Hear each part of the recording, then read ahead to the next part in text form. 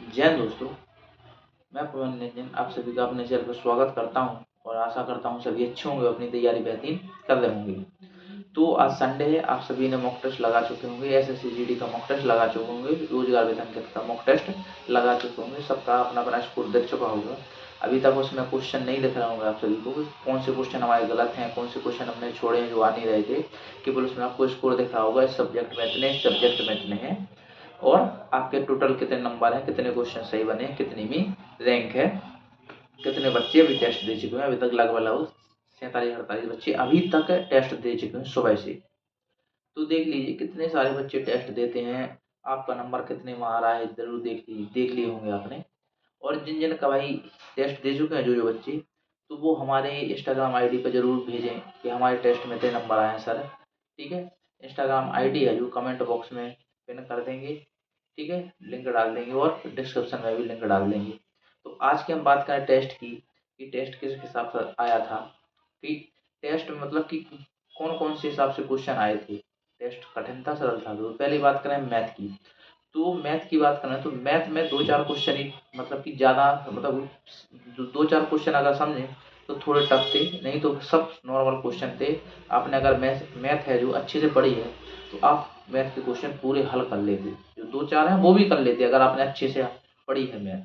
अगर जो नया बच्चा है ना उन दो चार क्वेश्चन में फंस जाता और टाइम खराब हो जाता उसका। पहली चीज ये चीज है, क्योंकि तो टाइम खराब करने के लिए हमेशा एग्जामिनर क्या करता है ना, दो चार क्वेश्चन आपके डाल ही देता है, ऐसे क्वेश्चन जिससे आप उनमें उलझ जाए, आपका टाइम निकल जाए।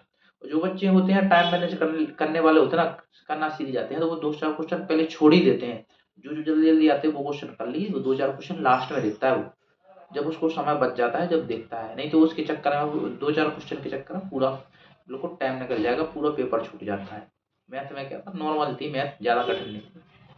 अब हम बात करें रीजनिंग की, तो रीजनिंग किस प्रकार की थी भाई, रीजनिंग भी ज़्यादा कठिन नहीं थी, ठीक थी। ज़्यादा एक दो क्वेश्चन है रीजनिंग के थोड़े थे, लग रहे थे थोड़े थे, लेकिन और क्वेश्चन पूरे वर्ल्ड टूट की रीजनिंग की, मतलब कि अच्छे क्वेश्चन थे, मतलब कि करने लायक पूरे क्वेश्चन थे। आपने पढ़ी है, आप एक दो बार अच्छे से रीजनिंग पढ़ लेंगे ना, तो आप अच्छे से कर लेंगे आराम से। एक क्वेश्चन था, हाँ डायग्राम आपको लगाया होगा ना, आपने एक रीजनिंग का क्वेश्चन देखा होगा, उसमें बॉक्स में बना हुए थे, उसमें लिखे थे 23, 5, 110, वो वाला क्वेश्चन थोड़ा था। जिसको दो रीजनिंग का मतलब ट्रिक एक समझ लीजिए, आप किस प्रकार से लगा रहे हैं।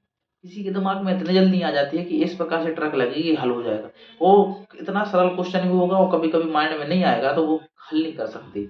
ऐसे होते हैं कोई क्वेश्चन है, जरूर ध्यान रखिए, ठीक है। तो एक क्वेश्चन मुझे लगा, आप लोगों को कितने क्वेश्चन रीजनिंग में लगे वो कमेंट में जरूर बताइए। रीजनिंग में हमें इतने टफ लगे, हमारे इतने गलत हुए, वो जरूर बताइए, ठीक है। मैंने ये क्वेश्चन छोड़ दिया था, मैंने लगाया, ठीक है। अब आगे हम बात करें हिंदी की, तो हिंदी में आज उन्होंने थोड़ी संधि दे दी, मतलब व्याकरण में संधि बंदी दे दी, ये चीज दे। वोकैबुलरी ठीक थी, ज्यादा कठिन नहीं थी। हिंदी में दो चार क्वेश्चन ही थे, नहीं तो हिंदी बढ़िया थी। क्योंकि इस प्रकार से क्वेश्चन देना भी जरूरी है, क्यों, क्योंकि अगर मान लो जो हिंदी का सिलेबस है उसके अपेक्षा बाहर से आ जाए तो आप क्या करोगे। बाहर से ही चीज आती है, व्याकरण की संधि आती है, रचनाएं आ जाती हैं कभी कभी, तो ये बहुत सी चीजें हैं जो बाहर से आ जाती हैं, तो वो भी चीज आपको थोड़ी थोड़ी पढ़ लेनी चाहिए। नहीं तो पता चलेगा एग्जामिनर ने थोड़े दो चार क्वेश्चन अलग से डाल दिए और आप उसमें गलत करने लगे। तो ये चीजें पढ़ना चाहिए हिंदी की, ये जरूर ध्यान रखिए। तो उन्होंने भी, एग्जामिनर की भाई सोच होती है कि हमको किस प्रकार से फंसाना है, आप सीधी सीधी बात है। हिंदी वोकैबुलरी जरूरी नहीं कि वोकैबुलरी दिया है के लिए वोकैब आए, तो वोकैब जरूरी नहीं है हिंदी की कहीं वही आए, थोड़ी एक दो क्वेश्चन इधर उधर से डाल देते हैं, संधि से, संज्ञा से, सर्वनाम से। तो आज वही थी, संधि से आए थे, संज्ञा से आए थे, सर्वनाम से आए थे, यही क्वेश्चन थे बस केवल। और जो नॉर्मल क्वेश्चन आते हैं वो तो आते हैं, तीन है चार क्वेश्चन थे वही थे अलग, और सब क्वेश्चन जैसे पहले थे वैसे ही आते हैं, जो नॉर्मल पहले टेस्ट आए हैं पेपर हुए उन्हीं के अनुसार क्वेश्चन थे, ज्यादा कठिन नहीं थी। आप सभी ने क्वेश्चन पढ़े होंगे। हमने हिंदी कम से कम एक साल से नहीं पढ़ी, वो आज मैंने हिंदी की लगाया तो मेरे 19 सही निकले। आप सोच लीजिए, अब रेगुलर पढ़ रहे हैं आपके अगर 15 सही नहीं निकल रहे हैं तो आप पढ़ने में भाई गलती कर रहे हैं, क्या नहीं पढ़ रहे हैं वो आप देख लीजिए। फिर जिसके क्वेश्चन जैसे हिंदी लगा रहे हैं आप देखिए किस में क्वेश्चन हमारे ज्यादा गलत हो रहे हैं। विलोम शब्द में गलत हो रहे हैं, शुद्ध वर्तनी में गलत हो रहे हैं, या पर्यायवाची में गलत हो रहे हैं, या तद्भव तत्सम में गलत हो रहे हैं, वो किस में रहे हैं। तो उसको दोबारा पढ़िए, उसके प्रैक्टिस सेट लगाइए, बुक से पढ़िए, किसी की यूट्यूब चैनल से पढ़िए, जरूरी नहीं कि RW से ही पढ़िए। जहाँ पर भी आपको फ्री कंटेंट मिल जाए ना, वहाँ से पढ़िए, सीधी सीधी बात है। जो टॉपिक मान लो कि आपको हिंदी में कोई टॉपिक अच्छे से समझ में नहीं आ रहा है, मास्टर से नहीं आ रहा है, किसी से भी नहीं आ रहा है, IW पे नहीं आ रहा है, आप तो जो भी पढ़ रहे हैं मान लो उस पर समझ नहीं आ रहा, तो टाइप कीजिए कि ये टॉपिक इन हिंदी। आप बहुत सारे चैनल की वीडियो आ जाएगी, सबकी एक बार देख लीजिए, जिसका आपको समझ में आ जाए ना वो पढ़िए आप, ये जरूर ध्यान रखिए, ठीक है। जीके जीएस की बात करें तो भाई जीके जीएस तो ऐसी आती है, जैसे सैम्पल को SSC GD देते हैं ना, वैसे ही जीके जीएस मेरे हिसाब से थी। कई सारे बच्चों को बहुत अच्छे नंबर आएंगे जीके जीएस में, क्योंकि उन्होंने पढ़ा है वही आ गया। ऐसी है। जीके जीएस भी ठीक थी, 10 क्वेश्चन नॉर्मल करने लायक थे। 10 क्वेश्चन तो आराम से हो जाते हैं अगर आप अच्छे से पढ़ रहे हैं। जब मैंने नहीं पढ़ी 1 साल से, मैंने 10 क्वेश्चन अटेम्प्ट कर ली हूँ, 10 से ज़्यादा, तो आप तो 10 क्वेश्चन कर ही सकते हैं, जरूर ध्यान रखिए। तो 10 क्वेश्चन नॉर्मल करने लायक थे जीडी के, जीके में, जरूर ध्यान रखिए, ठीक है।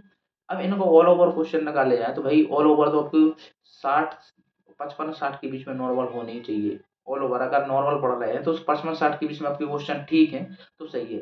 इससे ज़्यादा है तो बढ़िया है भाई, कम से कम फिर 60 से ऊपर ही होने चाहिए, क्योंकि नॉर्मल बताया है। अगर जो एवरेज स्टूडेंट होगा उसके इतने तो होने ही होने चाहिए। अगर जो शुरू में तैयारी की है उसकी तैयारी पहले से कोई प्रैक्टिस कर रहा है तो उसके क्वेश्चन कम से कम 60 से ऊपर ही होने चाहिए हमेशा, सही। तैयारी हो चुकी है, केवल प्रैक्टिस कर रहा है, मॉक टेस्ट ही लगाया, उसके क्वेश्चन हमेशा 60 से ऊपर होने चाहिए। इसमें भी 60 से ऊपर ही होने चाहिए, तभी सिलेक्शन ले पाएगा, जो ध्यान रखिए। तो इन्होंने जो सेट पेपर दिया है ना, मॉक टेस्ट दिया है ना SSGD का, दूरी वाले तक के मैंने, तो भाई वो एग्जामिनर की सोच के हिसाब से ही पेपर दिया है, ये जो ध्यान रखिए। इन्होंने क्वेश्चन फंसाए हैं, हर चीज़ फंसाई है। तो एक और चीज़ ध्यान रखिए, ये जो मॉक टेस्ट होता है ना, मॉक टेस्ट तैयारी नहीं कराता। मॉक टेस्ट तैयारी नहीं कराता, तो मॉक टेस्ट में एग्जाम देने का तरीका सिखाता है, और सीखना चाहिए उससे। कई सारे लगा लेते हैं, उससे सीखते नहीं है। सिखाने का मतलब है तो सीखना भी पड़ता है उससे, चीज़ें, बहुत सारी चीज़ें। देखो पहले ही एक तो टाइम मैनेजमेंट करने की चीज़ होती है, पहले आप टाइम मैनेजमेंट सीखो उससे। दूसरी चीज़, किसको कितना टाइम देना है, हमें किस प्रकार से हल करना है, सबसे पहले हमें कौन सा सब्जेक्ट उठाना है हल करने के लिए, ये चीज़ सिखाती है। कि हमें क्वेश्चन कैसे स्किप करने हैं, कौन कौन से क्वेश्चन हमें स्किप करने हैं, कौन कौन से क्वेश्चन हमें तुरंत अटेम्प्ट करने हैं, ये भी सिखाती है। हमारा स्कोर कम आ रहा है, क्यों आ रहा है, इसका एनालिसिस करना भी सीखना है हमें इससे, मॉक टेस्ट से। ये चीज़ें होती हैं, बहुत सी चीज़ें होती हैं मॉक टेस्ट से।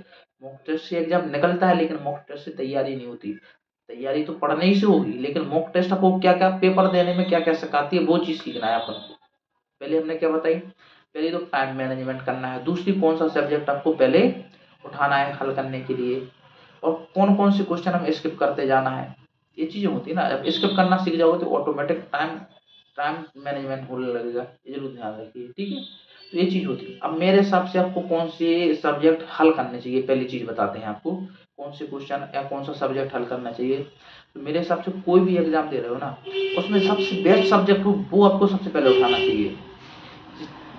चाहे आपका बेस्ट सब्जेक्ट जीके हो, चाहे मैथ हो, चाहे रीजनिंग हो, चाहे हिंदी हो।